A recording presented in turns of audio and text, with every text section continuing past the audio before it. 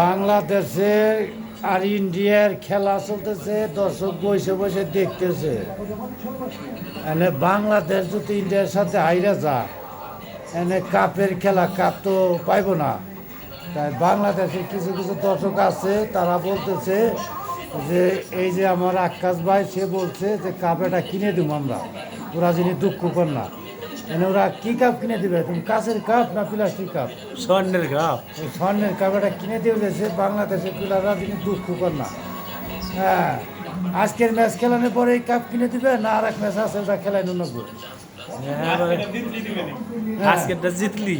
ও জিতলি, জিতলি cup তো আমায় পাইব, মানে তুমি কিনে দিবে, এটা আবার কামা নিব?